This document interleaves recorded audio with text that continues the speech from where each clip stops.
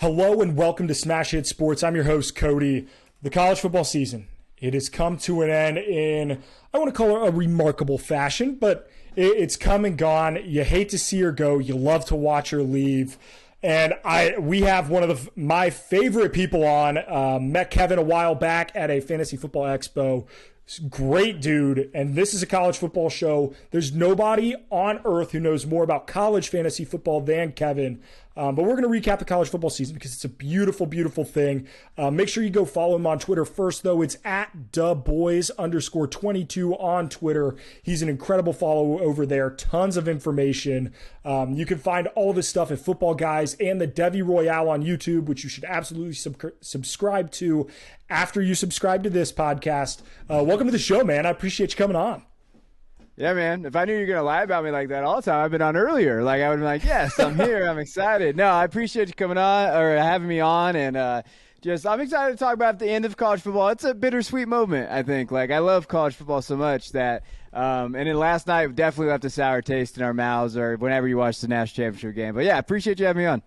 Yeah, and I hate college football. This season has been incredible. The storylines and the teams that have risen and fallen, and it kind of stinks that we end the national championship on a sour note because it doesn't tell the story of this college football season. Is this the worst national championship of all time? You know what? What I would say is, in terms of yes, damn it, it is. It's the worst national championship game of all time. Like, I think the only one that was close would be Alabama whooping the crap out of Notre Dame a few years ago in the BCS kind of thing. That would have been the closest for me. But 65-7, and it pains me. I'm personally inflicted by this because I'm a Michigan fan. So we lost to this damn team. Ooh. And then they lose 65-7 to Georgia, and it just makes me feel even worse. But, yeah, I think it is. I think it's close, but that Alabama-Notre Dame game would be the second one.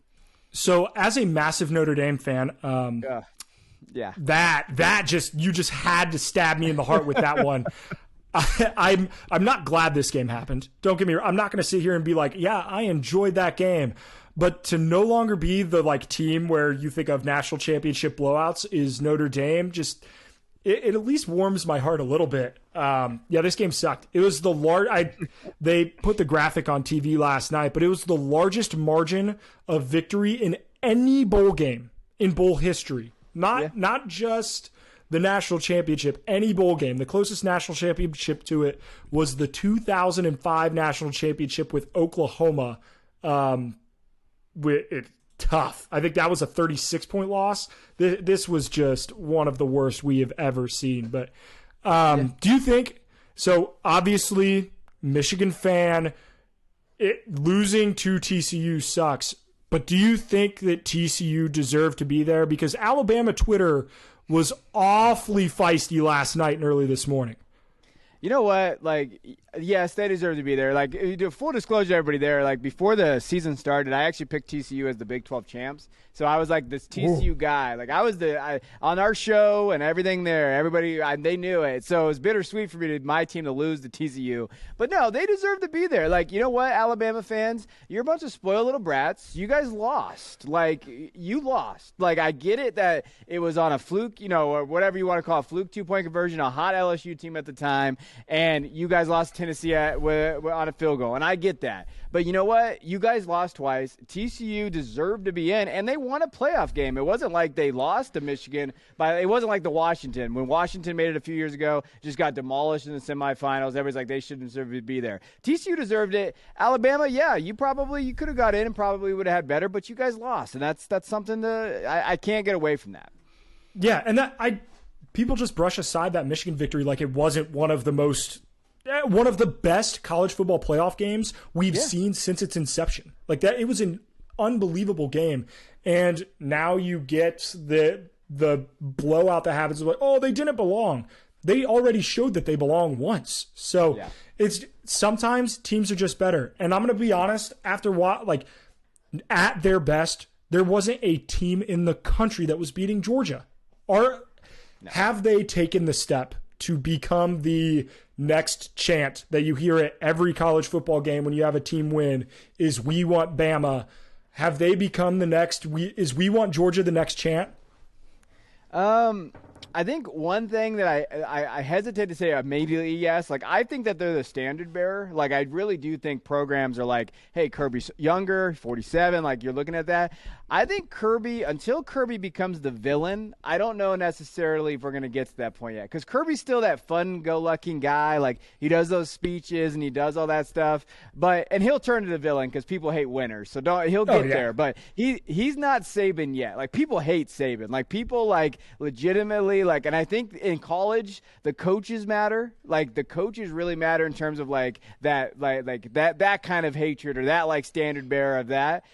Kirby's not there yet. He's still got that, like, new shine on him, but it's coming because you heard it recently. You know how he's talking about how they said they were going to go 7-5 and all this stuff, which is not true. No one said that, so he's getting there.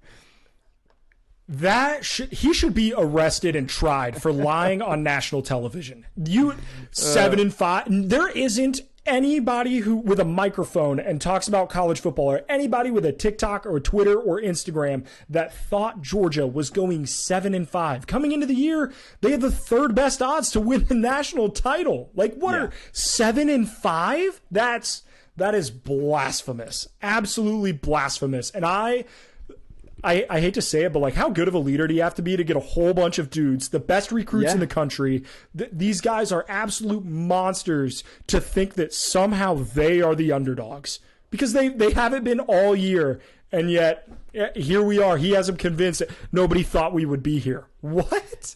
I don't know if you follow. Do you follow their college football Reddit? I don't know if you follow that. Like, it's a great account. And they tweeted something out this morning and said, Kirby Smart going with everybody doubted us might be the most intellectually dishonest interview in the history of Georgia public officials. And it was the funniest, like, 100%. Like, it just was. It was just honest. But he's a great leader. Like, you listen to those things. I love Kirby. I think he's a great coach. He's built Alabama U at Georgia. Like, that's the program. He took their strength and conditioning coach, Scott Cochran. He's the special teams coach. Like, he did everything, and he took guys. And I think, he's going forward. It's going to be that. And if they get some quarterbacks, Dylan Raiola, the quarterback that decommitted from Ohio State in the 24 class, they actually crystal balled him to Georgia. If they get, like, a legit, like, now they're going to get 5-star dudes at that position, yes, they're going to be hard to beat. I remember when, because for a long time, the first era of Alabama national championships, we had guys like A.J. McCarron, and it was they were winning with A.J. McCarron. They were not winning because of A.J. McCarron.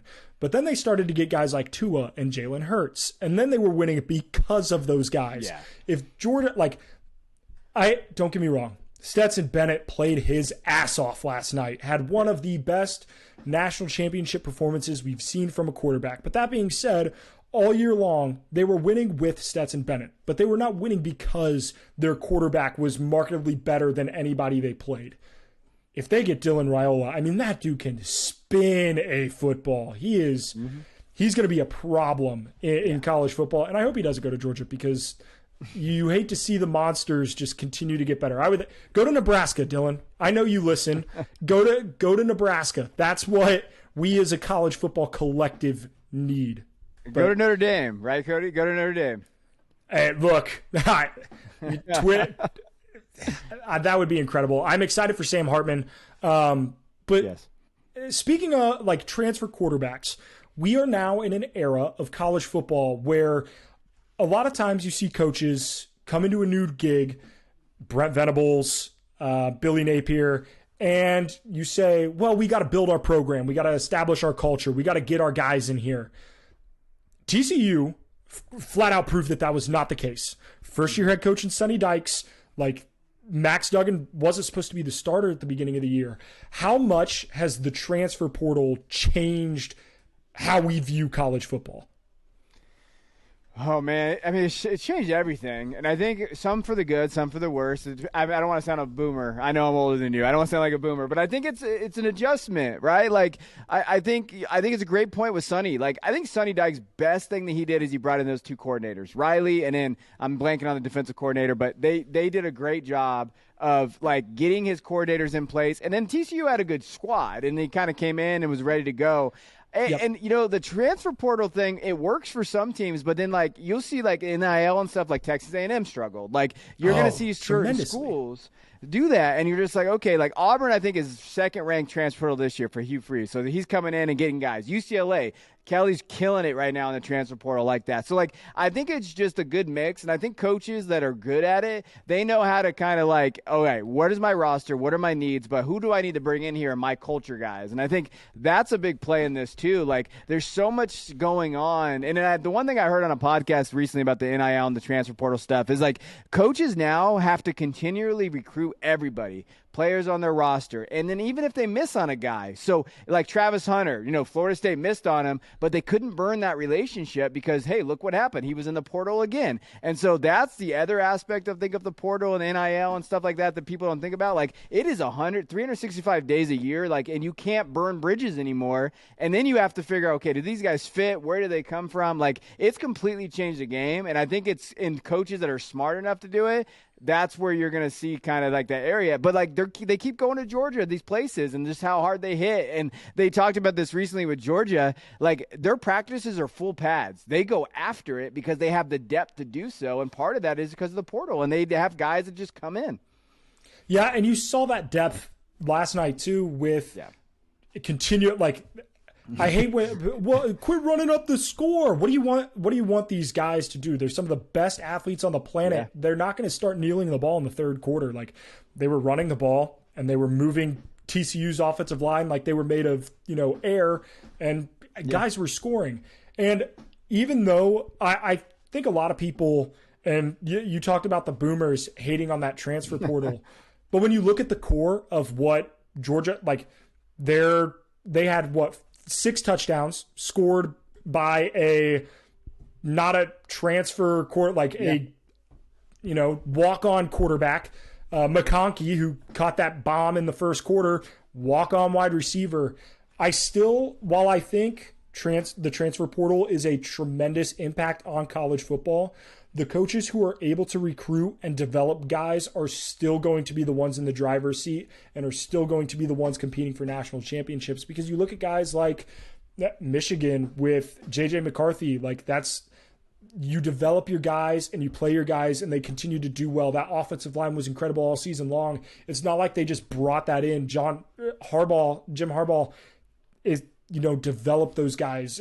Georgia's defense, a lot of those guys were developed. They weren't brought in. And obviously you have a sprinkle of transfers here and there, but the backbone of your program is still going to be the guys you bring in. I just, don't get me wrong, transfer portal, great for headlines. Like, if you tweet about college football, it's great for engagement. But I think there's still, like, it's 25% of how you build a team. Well, let's talk about Stetson Bennett, because 6 touchdowns, incredible. You are the king of Devy fantasy and college football fantasy, and it's a beautiful, beautiful thing. Does Stetson Bennett have a spot on an NFL roster? Is he going to be at the next level? Because you look on Twitter and there are some guys who think, they're going to be buying insurance from him next year. And there are some people that think that he's doing the same thing that Joe Burrow did. Like, I think maybe there's a middle ground.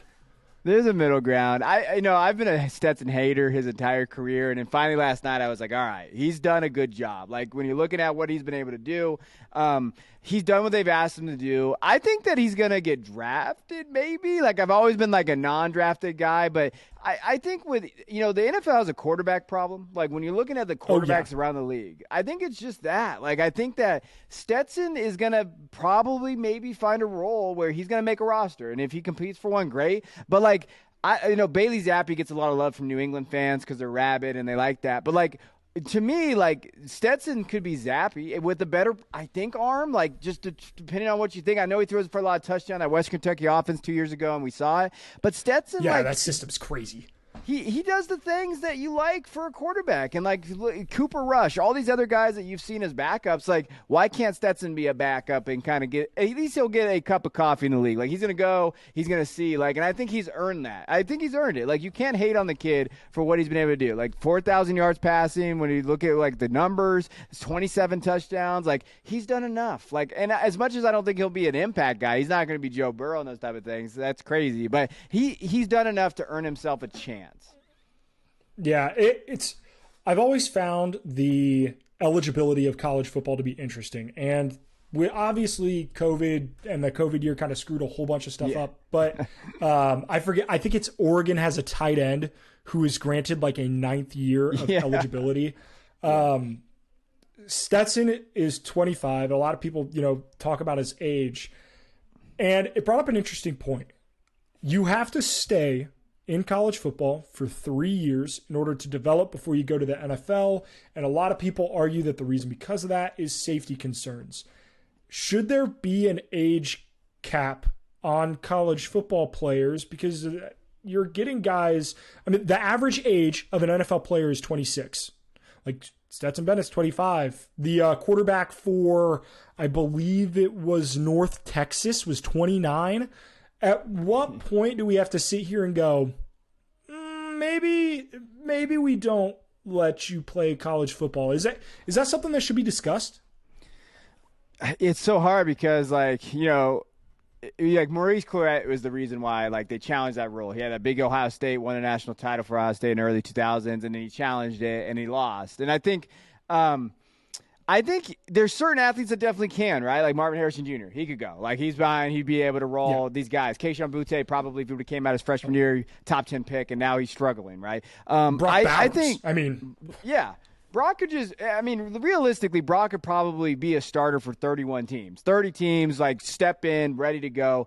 Then you get tricky, though, like, because positions, right? Like, I think running backs, some of these guys need to develop a little bit more. Like, I don't necessarily – like, Branson Robinson, you saw them, true freshman from Georgia. That dude could actually probably play in the league this next year. Like, his body type, what he is. So, like, I think it's a discussion. Maybe we limit it to maybe sophomores maybe can come out. Like, maybe take that year away and say, hey, maybe sophomores can go. And it sucks because I don't want to say like they can't, because this is their, like, this is some of them, this is like generational wealth they're going to create for their families. And so, like, it would be great. Like, you think of Marshawn Lattimore, remember him, running back, and he ruined his knee in college and then he was done. Like, so, like, I wish that we could figure out a way to make it better. Maybe they can, like, maybe sophomore year they come out. I do think the safety thing is legitimate for some kids. Like, and I think there are some kids that, like, instead of hitting the transfer portal, they'd go to the NFL and then they lose out on all that stuff. And so I definitely think that there needs to be something put in place, but I wish there could be outliers. Like, we know Harrison should go. Like, we wish we could just send him. Yeah, and you saw the same thing with the NBA for a long time. It's like Kobe Bryant was never a college kid. He shouldn't have gone to college, and he didn't. Dwight Howard, same thing. So it's an interesting discussion, but there is a lot changing in college football. The 12-team playoff is coming, and with conference realignment and how all of that goes, a lot of people don't like the 12-team playoff. What's your opinion on it?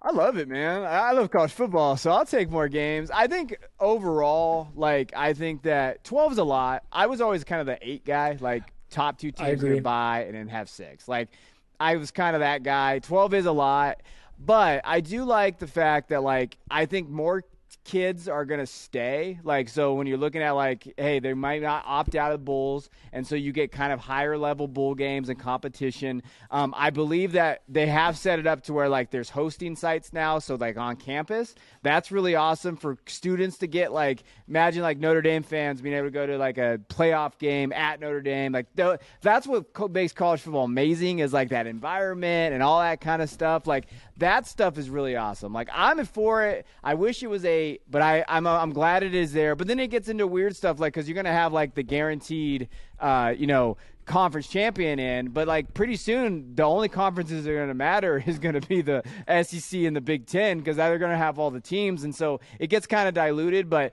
I think it's great. Like, I love it. I love it for the fact that it's going to be more games, more competitive games. But I wish it was 8. Yeah, and I was talking about this with a buddy of mine. The games on site are going to be unbelievable. Don't get me wrong.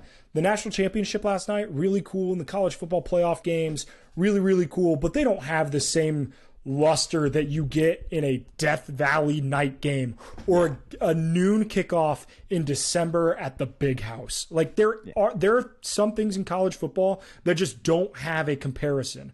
And to be able to get that in a playoff setting is going to be unbelievable. And the other thing that I'm excited about is a lot of people argue that the reason that college football kind of stinks is there's not a ton of parity. It's the same teams every year. Since the college football playoffs inception, there have been 12 different teams. Since the 14 different teams. Since the playoff inception, there have been 14 different teams who have made it in. And we'll get 12 in one go. It's going to make, I think, recruiting a little bit different because Nick Saban has the ultimate living room. He can go in, he can sit his rings on the table, and he can say, hey, you are going to have an opportunity to compete for a national championship while at Alabama. And there are very few schools who could say that. But now you get teams like, obviously, your big players, Michigan, Ohio State, Clemson, USC, they're going to be able to make a claim that, yeah, we can get there. But now anybody can get there. And I think it's good for college football. I think it's going to make that a little bit more diverse as far as who we get in. And the other thing is I do think it weeds out some fraudulent teams. Not that TCU was fraudulent, but that's the beauty of college football is you get crazy upsets and this incredible excitement, and more of that is always better. Inject it right into my veins. Dude, my favorite game ever was Boise State beating Oklahoma. I can still remember where I was at. I can still remember that at Fiesta Bowl. Like, I loved it. And if we can get that in the playoff, could you imagine how crazy that's going to be? The hook and ladder and the Statue of Liberty. Yes. The amount of times that I had drawn that up at recess as a kid to be like, hey, we're doing the hook. Like, moments like that are what make college football so special. The ability to have more of those is going to be phenomenal. I cannot wait. So obviously we have a bunch of stories from this year. You're a Michigan fan. But you don't have to say Michigan. It's fine. Obviously upsetting Ohio State again, incredible. But what was your favorite storyline from this 2022 season? Man, that's a big question. Chalk answer for me is Michigan beating Ohio State at the Horseshoe. Like, just what we did and dominated, and like all their fans, and just kind of like, because everybody said it was a fluke. Even my co-host Jeff Bell, because he's a pain in my ass, like said it's a fluke. Like, hey, like, and he talked a little bit of trash going up to that game. Like, hey, rightful owners are going to be there. I think for me that was there, but I think the other one that I thought for me the storyline, Caleb Williams just coming out and being one of the best players I've ever seen in college football. Like, kind of like one of my favorite players growing up when I was watching, because I was in high school, was Vince Young at Texas, and watching him do what he did against USC. That was the greatest game I've ever seen against USC in the national title game.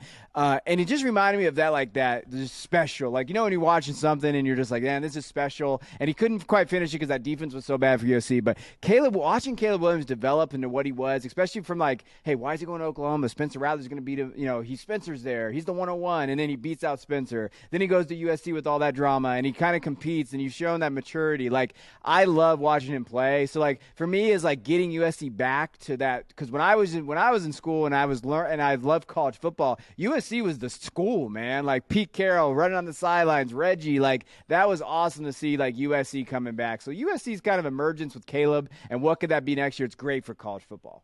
Oh, I agree 100%. Even as a Notre Dame fan and an avid USC hater, I think the only team I hate more than Michigan might be USC. So you hate Reggie because they pushed him in the end zone and that. I have a Brady Quinn jersey. Yes. That is that green jersey with the gold numbering from the Bush push. They have not done that color scheme since because of that game. That haunts my dreams. It is awful. But college football is so much better with USC being good, and Caleb Williams was absolutely electric all season long. That defense couldn't stop a nosebleed, but it is what it is. I think we saw a couple rebirths this year, both players and teams. And the team that I would say was probably one of the focuses of conversation all season long, Josh Heupel and Tennessee were incredible to watch. That offense was unbelievable, but Tennessee beating Alabama, the first time in 16 years, carrying the goalposts out of the stadium. I would commit heinous acts in order to have been at that game in that stadium. That is peak college football. It doesn't get any better than that. What were your thoughts on how the SEC played out? Because LSU and Brian Kelly like losing to Florida State early, and then you have Tennessee getting blown out by South Carolina, and Alabama not making it to, even a division title, which how long has it been? Well, I guess since Joe Burrow's team, but it's been a while since we've seen that. The SEC was nuts this year.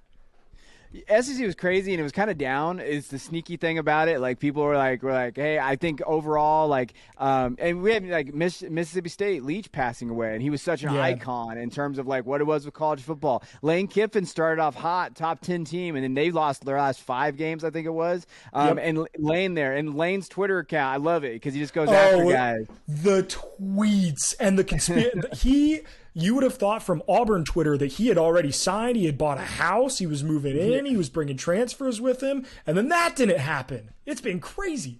And I think even but hey, if you just talk about Jimbo struggling at Texas A&M, 2-6 in conference, like complete cluster F down there. Like, and you just go through the list, and Shane Beamer, like they have dudes in that league that just make me laugh because just how their coaches are awesome. They don't like each other. Stoops hates everybody, but no one respects Kentucky. Then you have like Vanderbilt. They got some conference wins this year too. 2 conference wins. Yeah. Crazy. Yeah, they're we smashed. I smashed their over. It was 2.5 this year. I was like, they're gonna hit that, and they get 5. And like, I think it's just so great. And then then just think how great it's gonna be in 2 years when they add Texas, Oklahoma. Like, it's gonna be so much fun.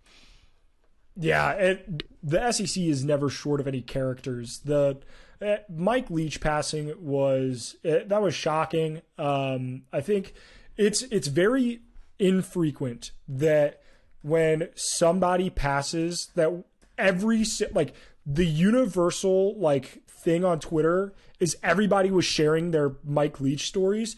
Not one of them was the same. Every single story was unique, and every single one of them was awesome. I don't think we do a good enough job of highlighting really cool people in sports while they are still in the sport. And the SEC has Saban and Jimbo getting into it early in at the SEC coaches meeting, talking about buying their players, and then Texas A&M just openingly saying we're buying their players, and the drama, Lane Kiffin and adding Hugh Freeze to the mix is just going to be. I can't wait. the jokes, Reddit, Twitter are going to be on fire this coming season. It's going to be one for the books. Speaking of a team that was down bad, and Lance Leipold and Kansas coming out of nowhere, Jaden Daniels having a incredible season and then getting hurt. Obviously, they ended 1-6 on the way out, but Kansas had a hell of a year. That was fun. It felt like 2007 a little bit. Mm-hmm. Yeah, when they played TCU, and that was one of those games where they could have done it. Obviously, Daniels got hurt. Jason Bean's a fun player to watch too. Yeah. He's just crazy, just throwing shit everywhere. We want to watch Jason is there, and they have one of my favorite players. I love Devin Neal, their running back. I think he doesn't get the love that people in that class for 24 class of running backs. He's got good size. I love this kid. They just don't get him the usage. We don't see the usage in that offense and everything there because of Daniels and those things. But he's one of my favorite sleeper guys that people aren't talking about too much. And Kansas football, I give a shout out to Kansas fans. They deserve it. They made that bowl game. Obviously, they didn't. They lost to Arkansas in overtime. I think it's triple overtime in the Liberty Bowl or double overtime, whatever it was. But a fantastic story. There were so many cool stories in college football. Even though Georgia won it and people kind of expected it or whatever, that's what makes college so amazing. That's what NFL snobs don't get. They don't get it. They just don't get it. There's an art to it, and it's the pageantry of college football is unmatched. But let's talk some talent evaluation, because there's nobody better at it, at least in my opinion, than you. And I want you to validate my opinion. This is totally self-serving on my end. This is one of the most selfish questions that I will ask. But I got a lot of hate for saying that Will Levis is not the quarterback one in this class. And I think there's a tier gap between quarterbacks 1 and 2, and I have Will Levis as my quarterback 3. Am I crazy? Is there something I'm not seeing, or am I correct for wanting to see actual on-field production from my quarterbacks? No, I mean, you're right. I don't get the Levis love. I've never really, like, even last year, though, like, before this season started, like, I was like, I don't understand what people are seeing with Levis. Like, when you go back and look at his numbers, like, a lot of his numbers came from bad games. He did not play very well in the SEC. Like, he played up when they had those games that they always do, the cupcake schedules and stuff like that. Like, they look good there. And then you hear excuses too much, Cody. I don't get the excuses. Like, so this year the excuse was he didn't have the weapons. He had Barian Brown, which is one of the best wide receivers in the 25 class. Dane Key was legitimate. Tavion Robinson from Virginia Tech was good. Chris Rodriguez came back from suspension. Yeah, his offensive line wasn't great, but, neither was, Bryce Young. His offensive line struggled this year. CJ's offensive line at times struggled this year. Anthony Richardson's offensive line, like, when you're looking at, like, just the numbers are there, like, you're just going to hear tools, and then you're going to hear the worst comp in the world, Josh Allen. We got to stop with that comp because he was not a good college quarterback in terms of, like, what you're trying to comp as. Like, yes, he's fantastically available, but he improved. Like, if I hear Josh Allen one more time with Levis, I'm going to lose my mind. I'm going to quit. I'm going to just quit. I don't think anybody should be allowed to make Josh Allen comps for anybody. Josh Allen is a complete statistical anomaly. What he was able to do in college, he wasn't incredible at Wyoming, but he had all the physical tools. And he is one of the few times where you take all the physical tools and you let them develop and they panned out. But that is much more a rarity in the NFL than it is common. And everybody thinks like that's just going to happen. And I just don't see it. I don't know. But I'm glad that you verify and, like, confirmation bias here. This is the whole reason I had you on the show, Kevin, so I could, get you to just justify my opinion. But damn.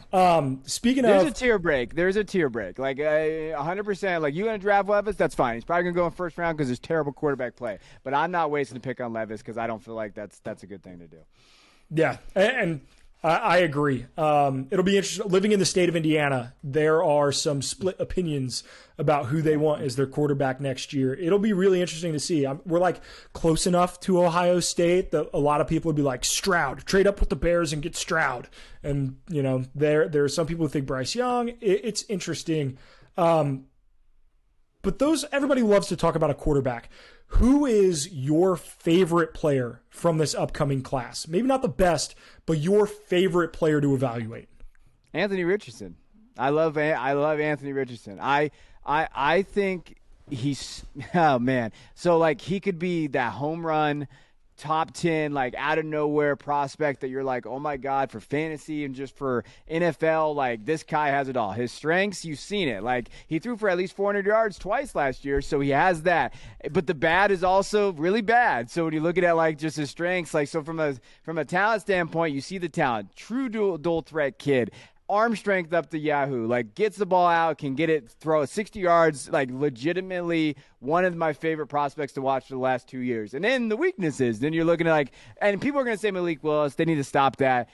Richardson's a tier 2-3 tiers above what Willis was. Willis was a 5-year player who had to transfer to Liberty because he couldn't play at Auburn. So that's not Richardson. Richardson started in the SEC. He looked good at times. But just so when you're looking at it from just like a standpoint, like, his potential is legitimately could break NFL. Just his potential, what he could, his ceiling, his absolute ceiling could be like Lamar when he was at Louisville and all those things. And he could be a better passer. That's the thing. But I think the crazy thing is his landing spot. If he goes to a team that can really develop him, I'm all in on Richardson. But if he goes to a team that I don't trust, then you're out. But that's the exciting part about the prospect of him. Everybody else, they have their stuff, but Richardson is it's so fun to watch just what he could be. And I think when you watch his tape, there's so many oh my God moments that I love watching him. I love scouting him.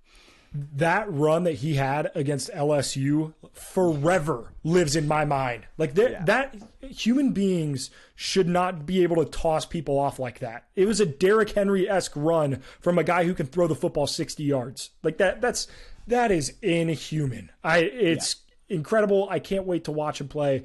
But I agree with you. I hope he doesn't go to, like, I don't know, the Jets or like these franchises that have been somewhat dysfunctional in the past. Like if he went to a Commanders team, I would hate to see that, but it'll be interesting. It'll be interesting for sure. Rookie running backs are people who can make an immediate impact in both fantasy football in their rookie seasons, but also like in the actual NFL. We saw like Kenneth Walker was incredible for the Seahawks this year, and Breece Hall for the Jets was great before he got hurt. And Tyler Algier, who wasn't on a lot of people's radars, unless you really dove into the depths, wasn't on a lot of people's radars this year, and he was fantasy relevant. Who is your, like, if you had to put your name, this is the Kevin Coleman stamp of approval.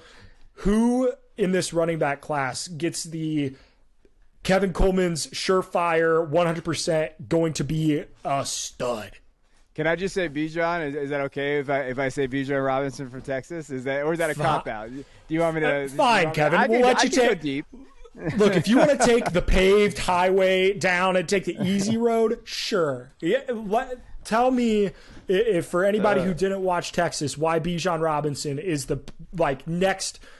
Who's your comp for him? I don't. When you look at that comp wise, like for Bijan, I think when you just look at the analytical numbers and stuff, probably Saquon Barkley, just in the analytical profile, like what he did there. I think like when you're thinking of the guy, we've never had a guy like this where he's immediately like in fantasy running back 1 in dynasty, or he's going to make that impact. We could have another first round running back like of this talent, like top 15 kid. And if I'm going to put my name on it, I'm going to say, like, can't miss prospect is pretty close to him. Size, speed, agility. Like, there's really nothing that he does bad. Like, when you look at weaknesses, like, there's nothing in his profile that you're like, oh, my gosh, about. I will say the other kid I like is Jahmyr Gibbs from Alabama. I think pass-catching-wise, people are going to comp him to Kamara, but that's not a good comp. I actually think Dalvin Cook is a better comp. I know he's not as big. He's at 205 pounds, but as a runner and pass catcher, and if he finds a team, like, he's getting placed on like the Eagles. Could you imagine Jahmyr Gibbs and the Eagles, like with what Sanders is doing, or the Chiefs? I've seen the Chiefs as well. And if you're looking at that late first, if they spend a pick on like Gibbs, like Chiefs or the Eagles, like that's just a home run and a lot of fun to watch. Yeah, you mentioned Bijan top 15. It's been a while since we've seen a running back go that high. I don't know, Zeke or Leonard Fournette. Zeke's got to be the last one. Zeke, I think Zeke would be the last one with Dallas at 4. Do you think that Bijan has a chance? Not at 4. There are too many. Those teams have way more needs than running back. But do you think that he has a chance to go like top 15 to like a non-playoff team? I think he could. The team that I don't know why it just keeps standing out to me. And Atlanta. What if Atlanta just says screw it at 8 and just says, I'll take Bijan. I know we have Tyler Algier. We can't get a quarterback. Let's say a quarterback doesn't fall there. And in that system, could you imagine Bijan Robinson in that rushing system with Arthur Smith? Like, as much as you don't like it, like you could, or maybe Tennessee. Maybe they take Derrick Henry's replacement and they get rid of Tennessee. And so you're looking at that top 15 group. Like, I think one of those teams may just jump on it and say, you know what, we're going to take him. I've seen him mock to the Eagles at 10. Which I don't think the Eagles would do, but could you imagine him in the Eagles system too? Yeah, that would be incredible. The NFL's in a weird spot this year where a lot of good teams have high picks, like the Seattle making the playoffs and drafting Detroit. Yeah, if you would have said, "Hey, Detroit has a top 5 pick," you'd have been like, "Yeah, that makes sense." And it's like, "Yeah, but it's the Rams." What? Like it's crazy how that plays out sometimes. But speaking of drafts, we are going to do a draft here of bowl games because bowl season has come and gone. And anyone who says, oh, there should be less bowl games, just know I have a personal vendetta against you because bowl games are beautiful. They're one of the best parts of college football. And Kevin and I are going to do a bowl game draft. Kevin, you are the guest, so I will let you pick first.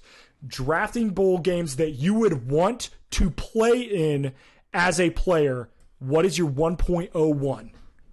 Oh, this is easy, man. The Rose Bowl. Come on, Big Ten guy over here. You know I'm gonna take the Rose Bowl. Like the pageantry, like the sun hitting the when you just think of the sun, it's sunset, like over the stadium, all of the the parade in LA, Pasadena, like the Rose Bowl 101, easy pick. I'll take that all day.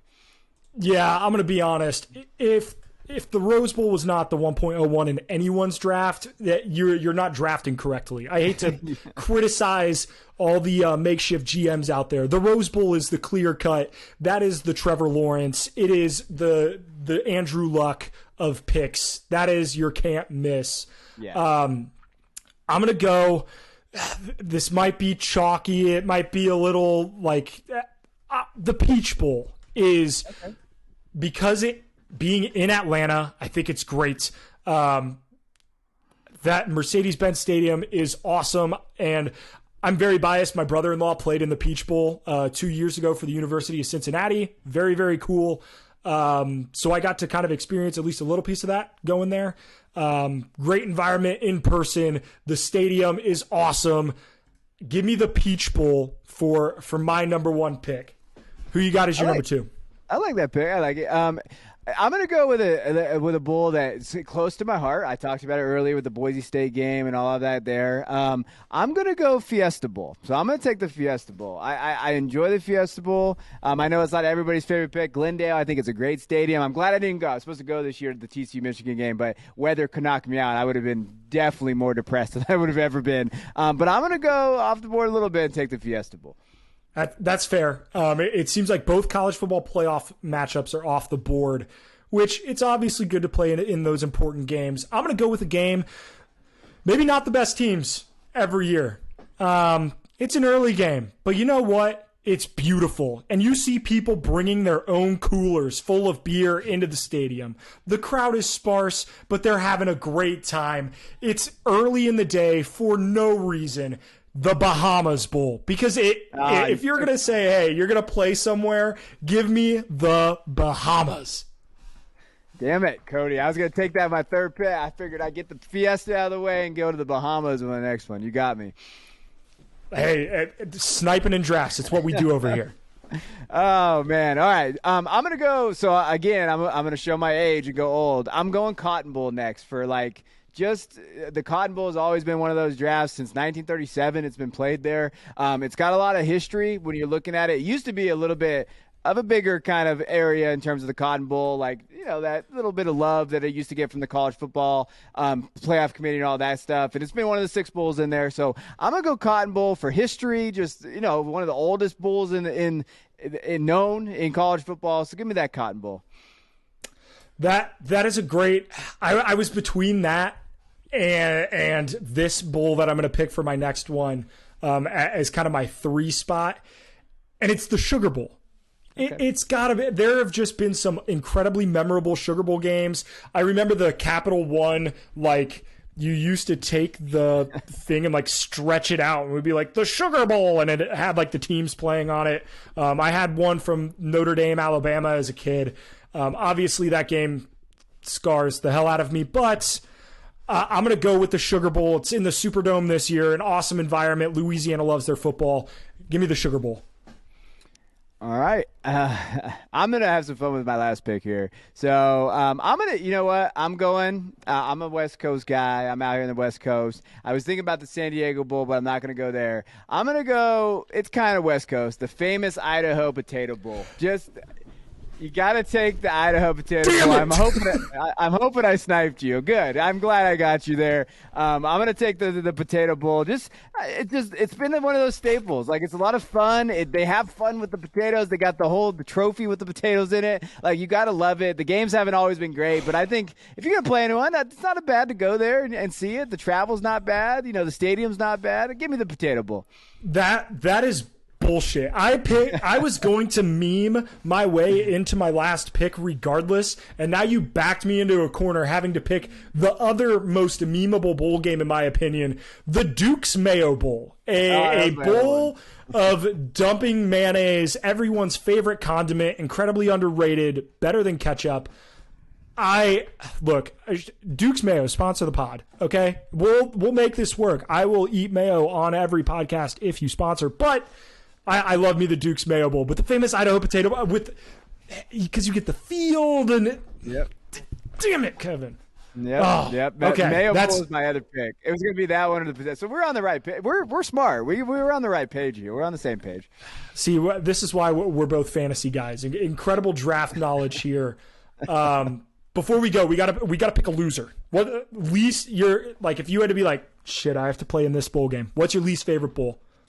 Probably, and I'm gonna get some hate here no one wants to go to New Mexico, Cody. Like, no one wants to go to New Mexico. Like, the New Mexico Bowl, it feels like one of those bowls that no one wants to go play in it. I don't think I've ever met anybody from New Mexico. I'm not going to New Mexico Bowl.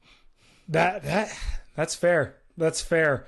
I got to go with the Quick Lane Bowl. It used to be the Motor City Bowl up in Detroit. That's like you're playing in a dome in a northern state. Like, it's just the college football vibes. Like, you're playing in a massive NFL stadium. There just aren't good college football vibes there. I'm gonna go with the former Motor City Bowl. Now it's the Quick Lane Bowl. But Kevin, I appreciate you coming on, man. If you do not follow Kevin already, you absolutely should. His stuff is on the screen if you're watching on YouTube. If you were listening to the audio version of the podcast, it is at DuBois_22. It'll be in the description. But you can find all of his content over at Football Guys and the Debbie Royale. Make sure you absolutely give him a follow. Kevin, do you got any big projects coming up as we get closer to the NFL draft, now that the season's coming to an end? What are you working on? Yeah, we got some big things that I cannot disclose for reasons. Football Guys would kill me, but there's some big things coming out from Football Guys that have never done that we're going to have the opportunity to do. And so be on the lookout for that. And then obviously, I appreciate you having me on, but also, the YouTube channel, if you like college football, we do about 5 college football videos a week on our YouTube channel. We just started a couple months ago in terms of really diving into it. We do mock drafts. We're looking at film breakdowns, transfer portal. Like, we try to do all kinds of different stuff, little dynasty content if you like dynasty fantasy football too. But go check it out. Let us know. You don't have to sub if you don't like it, but we'd appreciate the support. Yeah, well, if you are listening this far into the podcast, I guarantee you will like it because, Kevin, you are the damn man. As always, thanks everybody for listening. The best way to support this channel is hit that subscribe button, be a friend, tell a friend. If you didn't like this show, just keep that opinion to yourself, okay? It's fine to harbor things inside. I totally approve, but we will see you in the next one.